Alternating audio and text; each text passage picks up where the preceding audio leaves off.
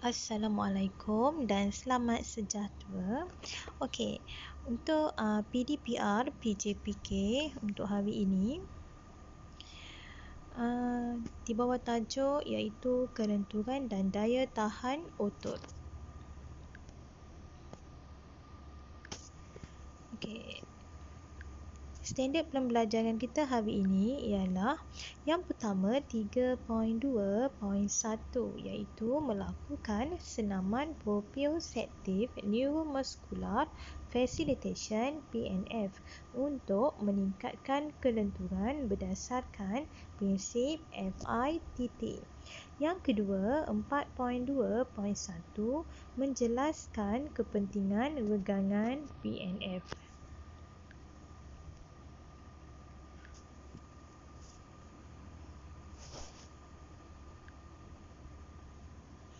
Okey, untuk yang pertama sekali kita kena ketahui apa yang dimaksudkan dengan proprioceptive neuromuscular facilitation PNF.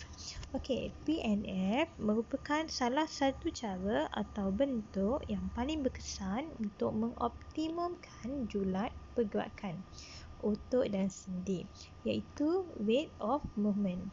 Okey, PNF merupakan cara atau teknik regangan yang paling berkesan dan cepat jika dibandingkan dengan teknik lain. Okey, PNF ialah teknik rehabilitasi yang telah diperkenalkan lebih 50 tahun yang lalu. Okey, teknik ini digunakan sebagai rangsangan kepada sistem neuromuskular yang dapat merangsang proprioceptor organ sensory yang terdapat di dalam otot, tendon, tulang dan sendi untuk menghasilkan pergerakan.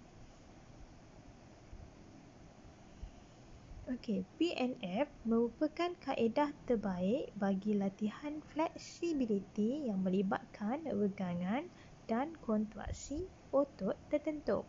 Okey, antara aktiviti PNF yang boleh dilakukan adalah seperti yang pertama, regangan otot hamstring. Yang kedua, regangan otot oblik. Ketiga, regangan otot gluteus. Dan keempat, regangan otot latissimus dorsi.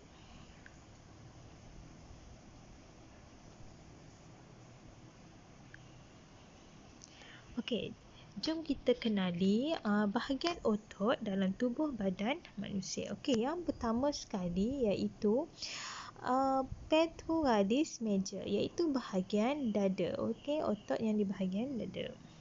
Okey, yang kedua oblik, iaitu di bahagian pinggang. Okey, kemudian yang ketiga quadriceps. Okey, quadriceps di bahagian peha. Okey, depan Kemudian, latissimus dorsi di bahagian belakang, otot di bahagian belakang. Okey, latissimus dorsi. Okey, kemudian, erector spinae. Okey, erector spinae yang mana kalau kamu tengok kat sini, iaitu terbahagi kepada 3. Okey, iaitu iliocostalis. Okey, ini yang kecil sikit. Kemudian yang tengah longissimus dan yang ketiga iaitu spinalis. Okey, kemudian ini di bahagian pinggul iaitu nombor 6 gluteus maximus. Okey, kemudian nombor 7 bahagian peha belakang, urat bahagian belakang iaitu biceps femoris. Nombor 2 semitendinosus dan yang ketiga iaitu yang ini semimembranosus.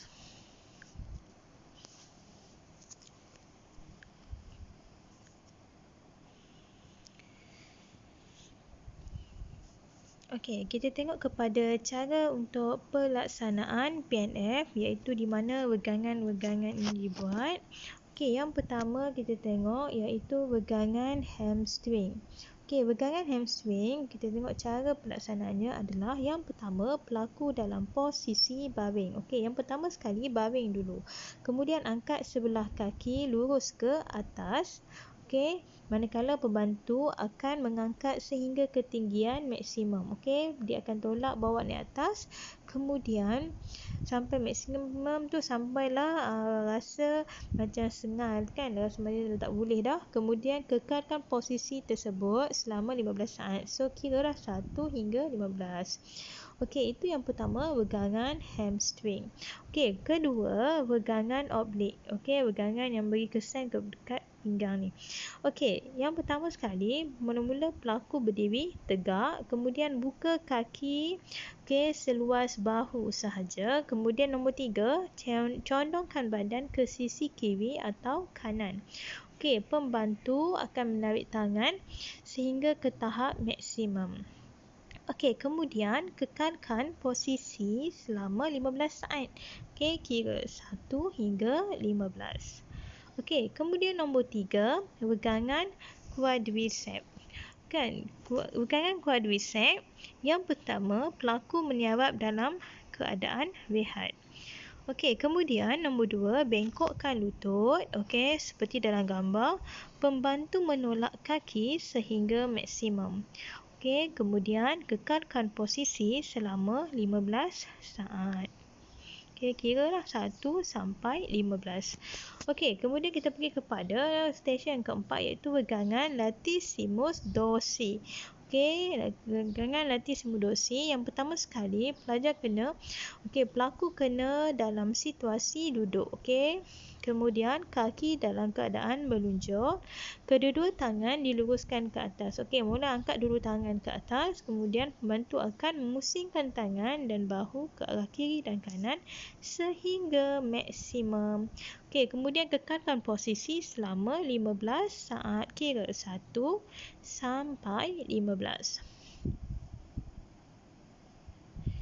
Okey, kemudian wegangan yang stesen yang kelima, wegangan erector spinae.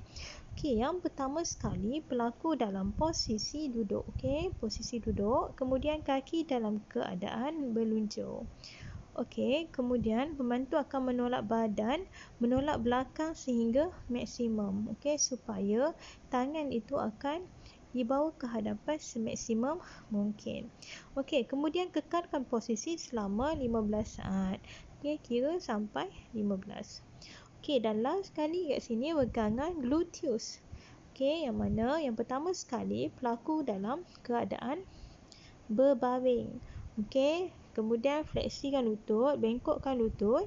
Kemudian nombor 4, bantu menolak kaki sehingga maksimum. Tolak kaki sehingga maksimum dan kekalkan posisi selama 15 saat.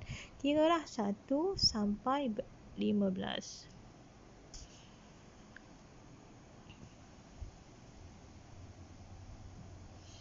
Okey. Kemudian kita akan pergi kepada faedah latihan daya tahan otot. Okey, apa faedah dia, manfaat dia? Okey, yang pertama sekali akan membentuk postur yang baik. Okey, so akan bentuk postur badan yang baik. Itu yang pertama. Yang kedua, untuk mengurangkan risiko kecederaan otot. Okey, yang ketiga, untuk mengurangkan stres. Okey, yang keempat, untuk mengawal berat badan. Okey, yang kelima, untuk menguatkan otot sendi. Okey, dan last sekali adalah untuk mengurangkan risiko kecederaan otot. Okey, sangat-sangat penting dan membantu untuk menguatkan otot sendi dan tubuh badan lah.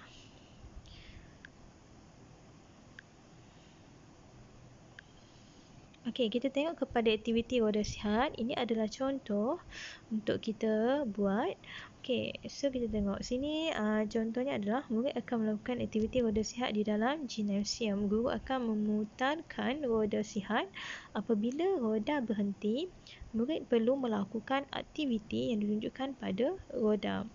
Jika roda berhenti di tempat yang sama, guru perlu memutarkan roda sekali lagi bagi mengelakkan murid melakukan aktiviti yang sama berturut-turut.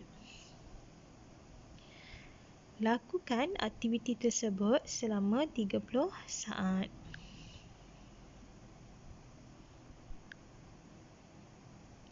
Okey, Okey, ini adalah contoh aktivitinya. So yang pertama dia tunjukkan sekali cara melaksanakan aktiviti tersebut. Okey, yang pertama sekali Luis, kamu tengok yang pergerakan yang pertama berdiri tegak, kemudian nombor 2, nombor 2 buat apa, nombor 3 berdiri tegak balik, dan nombor 4 bengkokkan balik kaki.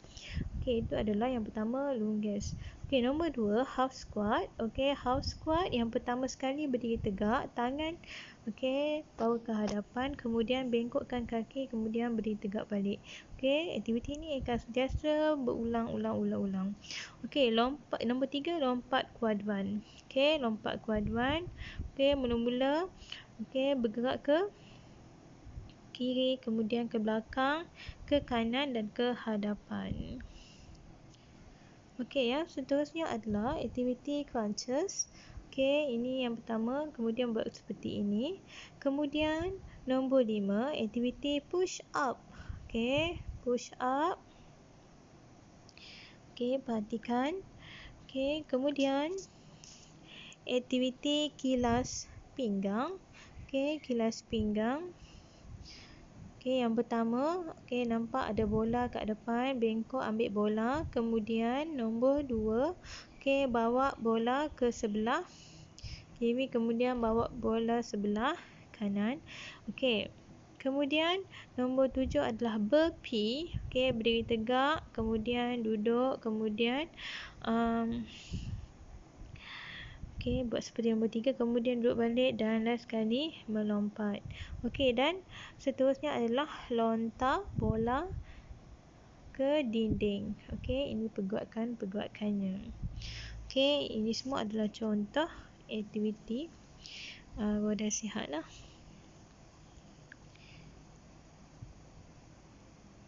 Terima kasih dari cikgu. So cikgu harap kamu boleh faham.